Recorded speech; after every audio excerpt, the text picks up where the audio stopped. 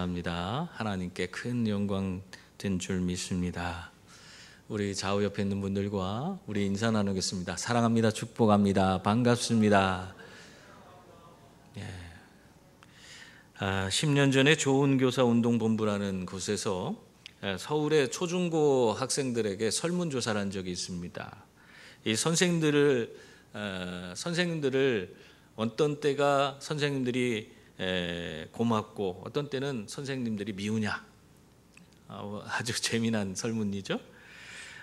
그것에 대해서 설문조사를 했어요. 그랬더니 이 아직 어린 그런 초등학생들은 체벌할 때 선생님이 제일 밉고, 그리고 수업 시간에 너무 재미있게 수업 시간을 이끌어주는 그런 선생님들이 너무 좋다 하는 그런 응답을 했습니다. 그런데 이 초등학생들은 이런 대답을 했지만 중고등학생들은 어떤 대답을 했냐면 좀 달라요.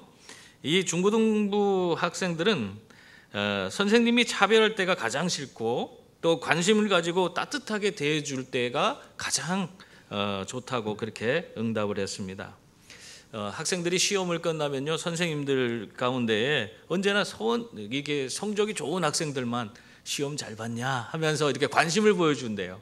근데 공부 못하는 애들한테는 그런 말 한마디를 안 한다는 거예요. 그것이 차별당하는 것 같아서 싫다는 겁니다.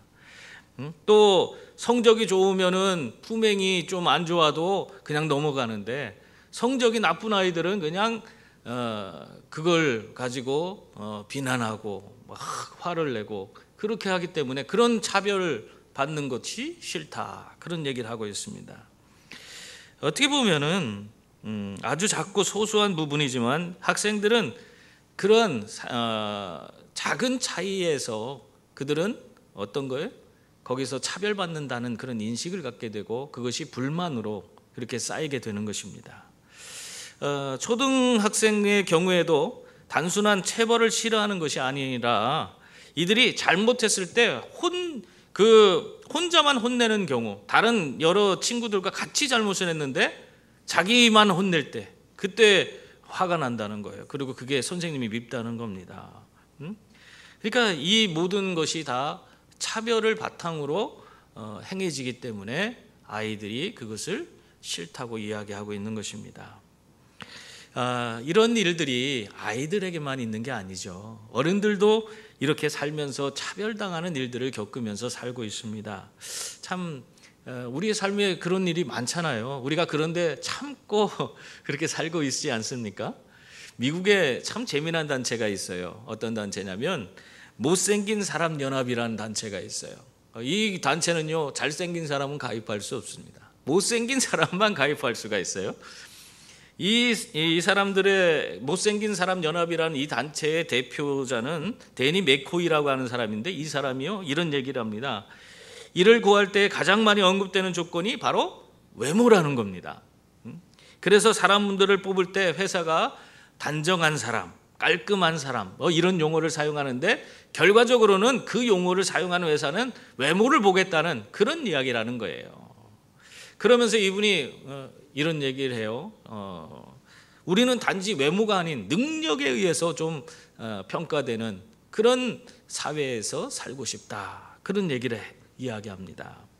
실제로 이 못생긴 사람 연합, 이 연합 단체에서는 이 외모로 사람을 뽑는, 그 기준으로 삼는 그런 항공사나 그런 회사를 상대로 해서 보이콧하기도 하고, 그 앞에 가서 항의 시위도 하고, 또 법원에 신고, 차별금지법, 우리나라는 아직 그게 없습니다만은 외국에서는 그런 게 있잖아요. 그래서 거기에서 차별에 대한 그런 법적인 조치를 취해달라고 고소를 하고, 이런 일들을 벌인다는 것입니다. 여러분, 참 안타까운 현실이죠. 이러한 모습이 우리나라에는 없습니까? 이 현대 사회를 살아갈 때 이런 모습이 정말 너무나 요즘에는 그냥 은연중에 하는 것이 아니라 드러내놓고 이런 것을 요구하는 그런 현상이 많이 일어나고 있어요. 그러다 보니까 오늘 우리 사회에서 면접을 볼 때에 아이들이 성형을 먼저 하고 면접을 본다고 하는 그런 얘기들이 많습니다. 그러니까 성형이 유행처럼 번지는 거예요. 왜? 회사 입사를 하기 전에 성형을 먼저 하고 그 다음에 입사를 한다는 겁니다.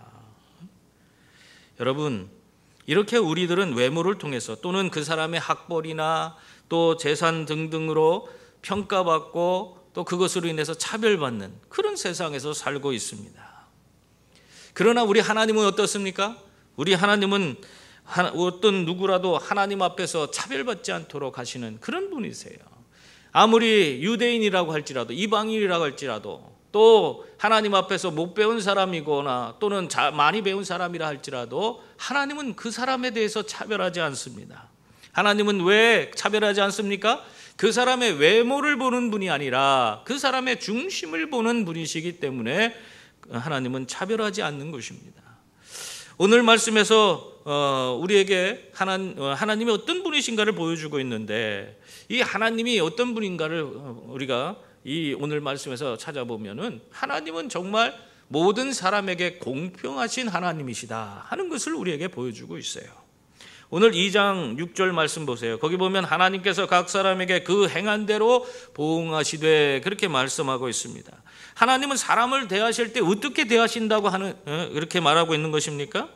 그 사람이 누구라도 구별하지 않고 행한 대로 갚아주신다는 그 말씀을 우리에게 보여주고 있습니다. 한마디로 말하면 그 사람이 어떤 사람인지, 그 사람이 지위 고하를 막론하고 또 빈부 귀천을 떠나서 그 사람이 행한 대로, 그 사람의 외모가 어떠냐, 그 사람의 직업이 뭐냐, 학벌이 얼마냐, 이런 거 따지지 않고 그 사람이 그대로 행한 대로, 그 행위대로 그대로 하나님께서는 그에게 그 사람이 잘했으면 합당한 그런 상급을 내려주시고, 또 못했으면 그에 합당한 보응을 해주셔서 하나님의 심판을 하시는 그런 하나님이시라는 것입니다. 여러분, 이러한 하나님이기 때문에, 누구에게나 공평한 하나님이기 때문에 우리는 하나님을 더욱더 믿고 신뢰하며 따를 수 있는 줄 믿습니다. 만약 하나님이 사람을 대하면서 공평하지 못하다면 여러분, 그 하나님께 가까이 나아갈 수 있겠습니까? 그 하나님께서 나와 다른 사람을 서로 차별하고 있다면은 여러분이 그 하나님의 말씀 앞에 순종하고 그 하나님을 의지하고 따를 수 있겠어요? 그렇게 할 수가 없습니다. 그러나 우리 하나님은 정말 어떻게 보면 언제나 공의로우시고 또 무엇이든지 옳으신 그런 하나님이신 줄 믿습니다. 그래서 하나님이 판결하신 모든 결정은 옳다고 우리가 믿을 수 있기 때문에 우리는 언제나 하나님을 신뢰하고 하나님의 공평하심을 믿고 의지하면서 나아갈 수 있는 그런 성도들이 되는 줄 믿습니다. 하나님은 오늘 7절 8절 말씀 보세요. 거기 보면 참고 선을 행하여 영광과 존귀와 썩지 아니함을 구하는 자에게는 영생으로 하시고, 오직 당을 지어 진리를 따르지 아니하고 불의를 따르는 자에게는 진노와 분노로 하시리라, 그렇게 말씀하셨습니다. 여러분, 이 땅에서 성도는 어떤 삶을 살아야 돼요? 영광과 존귀와 썩지 아니하는 것을 구하는 그런 자가 되어야 하는 줄 믿습니다. 그래서 이렇게 영광과 존귀와 썩지 않는 것을 구하면서 하나님 앞에서 부끄러움이 없는 삶을 살아가야 돼요. 그런데 사실 이 영광과 존귀와 썩지 아니하는 것을 구하며 사는 삶은 여러분 쉬운 삶이 아니에요. 우리가 성도로서 사는 삶이 쉬운 삶이 아닙니다.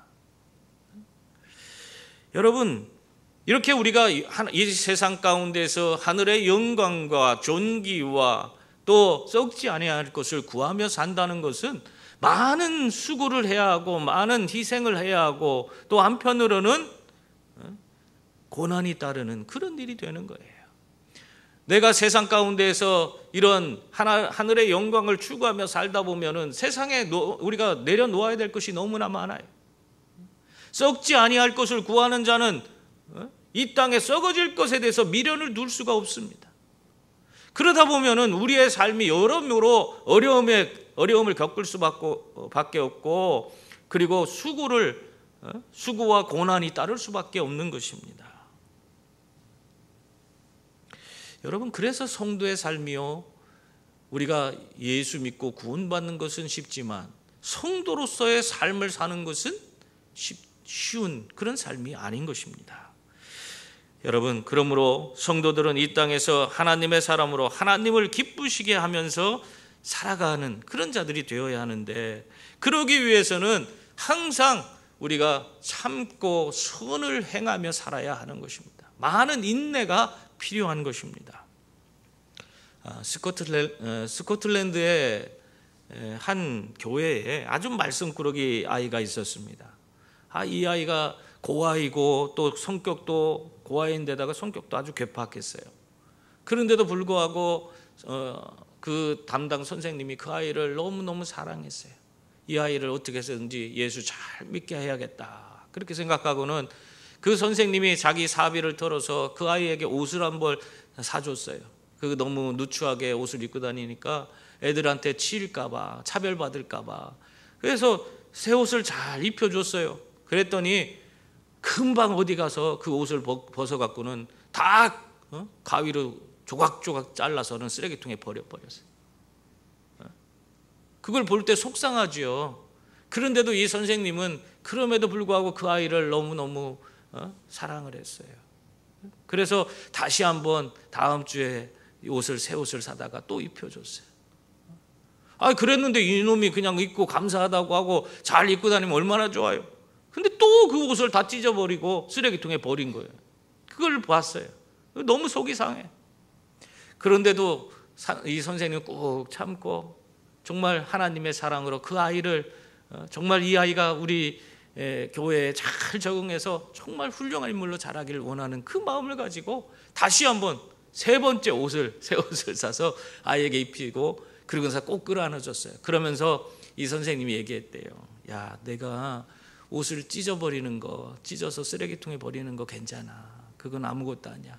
그렇지만 내가 예배에 빠지지 말고 하나님이 너를 사랑한다는 거 잊지 말고 꼭 교회에 나왔으면 좋겠어. 그렇게 얘기를 해줬다는 거예요. 선생님이 혼내줄 줄 알았더니 그게 아니라 자기더러 꼭 끌어안아주면서 괜찮다고 하고, 그러면서 하나님이 널 사랑한다, 그렇게 얘기해 주는 거예요.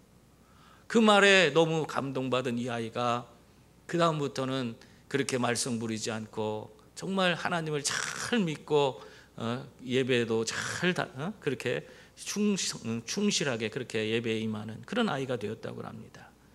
이 아이가요, 자라서 결국에 정말 하나님의 은혜 가운데서 목사님이 됐어요. 그리고 선교사로 파송받아서 중국에 와서 중국 선교사로 일생을 보내게 됩니다.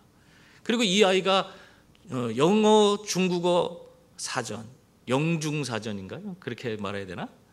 아무튼 간에 영어 중국어 사전을 만들어내는 그런 목사님이 됐어요. 이 목사님 이름이 로버트 모리슨이라는 목사님인데, 이렇게 해서 영어 중국어 사전을 만들 정도로 정말 아주 중요한 선교에 아주 중요한 역할을 감당하던 그런 분이 되었습니다. 여러분, 이러한 하나님의 놀라운 은혜를 우리가 경험하는 것은 어떻게 경험되는 거예요? 영광과 존귀와 썩지 아니할 것을 추구하는 삶을 살 때에, 그때 바로 이러한 놀라운 하나님의 은혜를 우리는 누리게 되는 줄 믿습니다. 또한 성경은 그러한 삶, 영광과 존귀와 썩지 아니하는 것을 추구하는 삶이 바로 영생을 얻는 삶이라고 말씀하고 있습니다. 여러분, 이것은 다른 말이 아니에요. 우리가 매일매일 두렵고 떨림으로 너희 구원을 이루라, 그렇게 말씀하고 있는데, 우리가 예수 믿고 구원받은 그 구원의 삶을, 매일의 삶을 통해서 이루어가는 삶이 바로 이렇게 영광과 존귀와 썩지 않은 것을 추구하면서 영생을 누리는 삶이 바로 그러한 삶인 줄 믿습니다. 그런데 이렇게 영광과 존귀와 썩지 아니할 것을 추구하는 자들에게는 이렇게 영생이라는 그런 놀라운 상으로 보응해 주시는데, 그렇지 않고 불의를 행하는 그런 자들에게는 하나님께서 어떻게 하신다고 말씀하고 있습니까? 오늘 보니까 그들에게는 하나님의 진노와 분노로 갚아주신다, 그렇게 말씀하고 있어요. 이 사람들은요, 진리를 따르지 않는데 그것을 위해서 뭘 한다고 했어요? 먼저 당짓는 일을 먼저 한다, 그렇게 성경이 먼저 말하고 있습니다. 여러분, 진리를 따르고 싶지 않으면 혼자 그냥 안 믿고 진리 가운데 있지 않고 그냥 자기 멋대로 살면 되잖아요. 근데 그런 사람들이 그렇게 하지 않는다는 거예요. 오히려 먼저 당을 짓는다는 그 말씀을 오늘 성경은 우리에게 보여주고 있는 것입니다. 왜 그렇습니까? 자신의 불의함을 정당하게 하기 위해서 동조 세력을 모으는 것입니다. 그래야지 자기가 행하는 그렇게 진리를 따르지 않는 그런 행위가 지지받게 돼서 자기가 이 공동체 안에서 그래도 마음대로 진리를 따르지 않으면서 제 마음대로 할 수 있기 때문에 그런 동조 세력들을 모은다는 거예요. 당을 짓는다는 것입니다. 여러분, 이러한 그런 사람들에게 속지 말기 바랍니다. 이런 예가 오늘날 교회에도 나타나고 있어요. 교회에서 불화를 일으키는 그런 사람을 보세요. 혼자 그 일을 하지 않습니다. 항상 동조 세력들을 교회 앞에서 마치 자신들이 무슨 대단한 일을 하는 것처럼 꾸며대고 없던 말도 지어내고 막 그렇게 이 사람들을 완전 동조하도록 그렇게 만들어서 결과적으로는 교회에 무리를 일으키는 그런 경우가 얼마나 많은지 몰라요. 여러분, 이런 사람들에게서 떨어질 수 있기를 바랍니다. 까마귀 노는 물에 백로야 가지 마라 한 우리 옛 속담이 있어요. 성경에도 이런 말이 있어요. 악은 모양이라도 버리라. 악은 그 모양이라도 버리는, 그 흉내도 내지 말라는 거야. 그 근처도 가지 말라고 성경은 말하고 있는 것입니다. 여러분, 함께 어울리다 보면은 나도 모르게 그냥 물들어 버리고 모든 것이 불평이요 불만이 되고 그 신앙생활도 즐겁지 않습니다. 자기 자신을 망치는 삶이 되는 거예요. 뿐만 아니라 진리를 거슬러 불의를 행하고 마는 그런 안타까운 또 어리석은 그런 사람이 되고 마는 것입니다. 여러분, 그러한 사람들에게 주어지는 것이 뭐라고 성경은 말하고 있어요? 하나님의 진노와 심판이 임한다고 말씀하고 있는 것입니다. 하나님은 이러한 하나님의 보응이 유대인이나 이방인이나 여기서는 헬라인이라고 그렇게 얘기하고 있죠. 헬라인이나 동일하게 주어진다고 그렇게 말씀하고 있어요. 이미 하나님을 알고 하나님의 백성이라 일컬어지는 그런 자라 할지라도 그런 사람도 예외를 두지 않고 하나님의 심판이 임한다는 거예요. 오늘날로 말하면은 먼저 신앙생활하고 오래 믿었다고 해도 또 직분자라 할지라도 그 행위대로 심판을 받게 된다는 것입니다. 이 삶에서 돌이키지 아니하면 그런 온전치 않은 정말 하나님 앞에 진노를 받을 수밖에 없는 그런 사람이 되는 것입니다.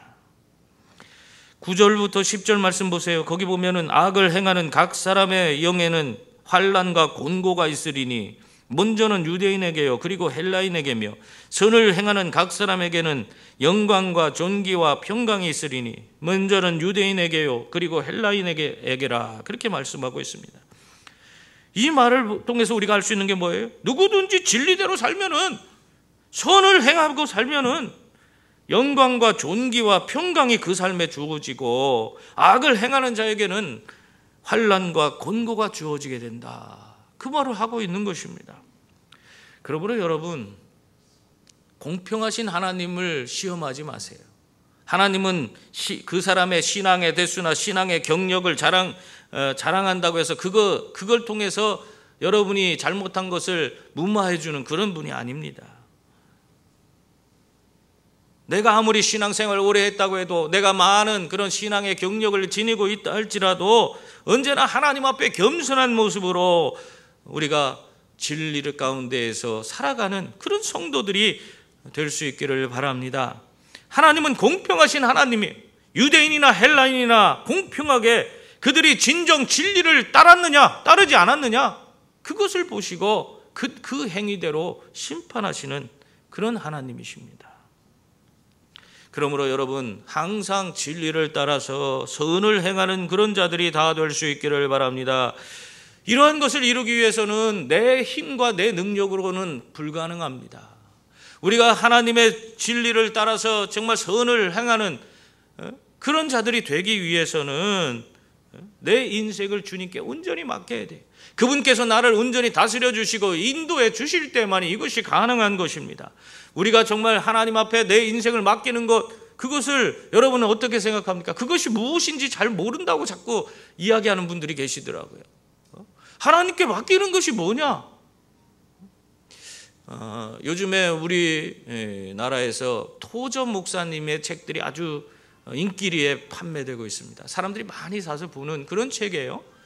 이 토저 목사님이 그런 얘기를 합니다. 주님께 자신을 맡긴다는 것은 이 다이빙 대에서 풀장에다가 자기 몸을 던지는 것과 같다, 그런 얘기를 합니다. 그래서 정말 자신을 던져서 예수님께 다 맡기는 것. 그러면 예수님께서 나를 다스려 주시고 인도해 주셔서 내가 정말 완전한 구원을 이루게 된다, 그 말씀을 그렇게 이야기하고 있습니다. 여러분, 이와 같이 예수님께 여러분을 온전히 던질 수 있는 그런 분들이 다 될 수 있기를 바랍니다. 그것이 여러분의 인생을 맡기는 거예요. 여러분의 인생을 예수님께 던져버리세요. 예수님이 여러분의 인생을 품을 수 있도록, 여러분을 통해서 예수님이 모든 것을 이끌어 가실 수 있도록 여러분의 인생을 좀 예수님께 던지세요.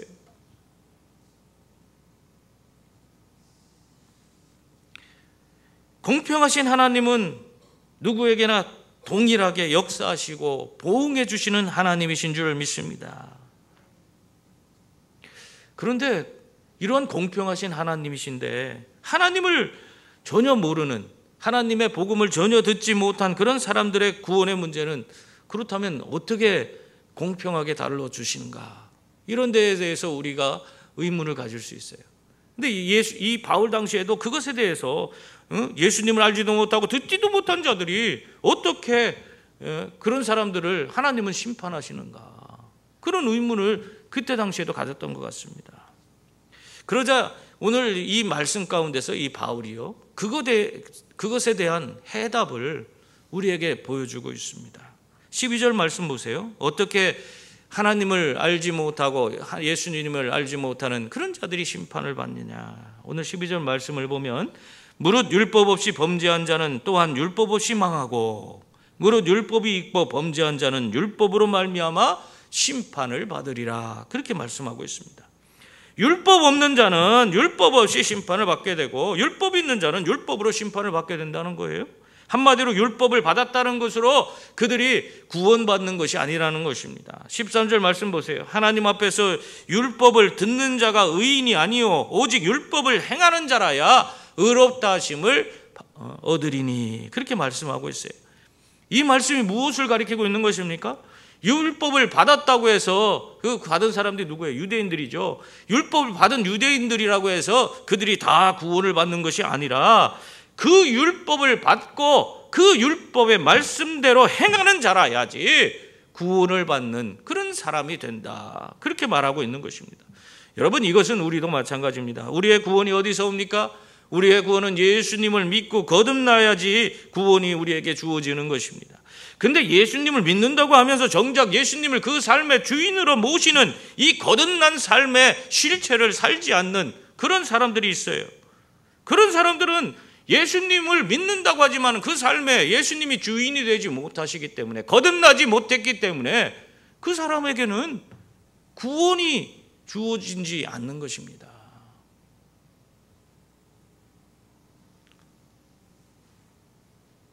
예수 믿는 사람은 예수 믿고 거듭나야지, 주인이 바뀌어야지 그 사람이 구원받은 거예요.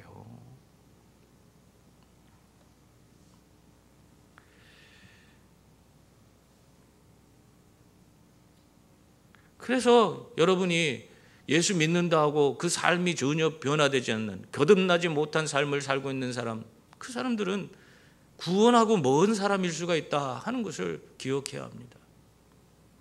그러므로 여러분, 율법을 받은 자는 그 율법대로 행해야 구원이 있지, 그렇지 않으면 그 율법대로 심판을 받게 되는 것입니다. 그러나 율법을 듣지도 못하고 보지도 못한 사람은 어떻게 합니까?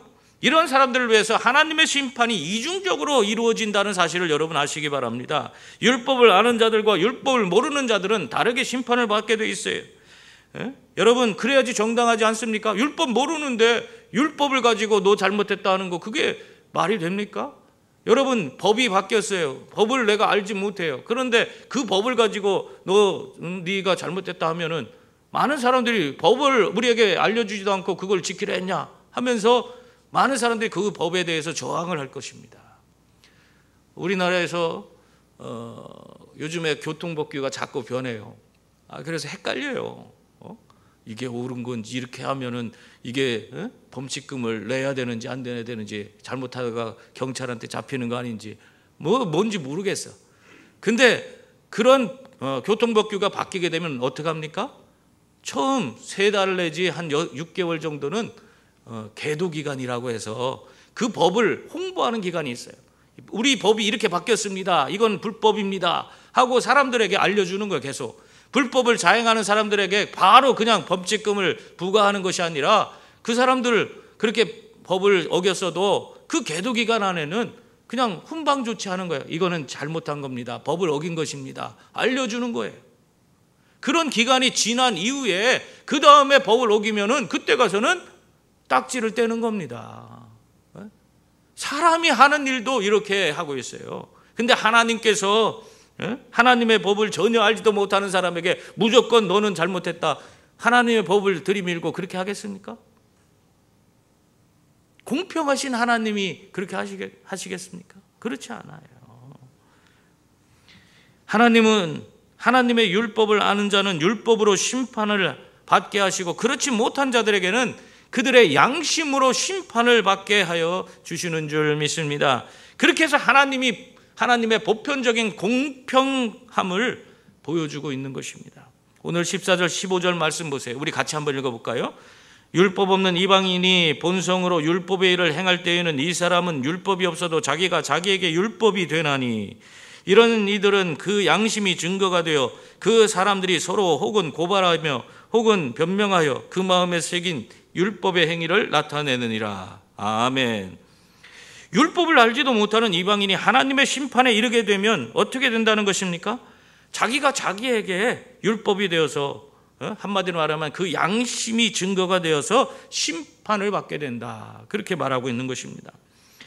여러분, 이러한 말씀을 통해서 우리가 알 수 있는 것은, 우리가 성경에 없는 그런 일에 대해서 이것이 내가 해도 되는지 안 해야 되는지, 그것에 대해서 결정해야 되는 그런 상황에 우리가 그런 필요가 있을 때가 있잖아요. 그런 상황에 우리가 맞닥뜨릴 때가 있습니다.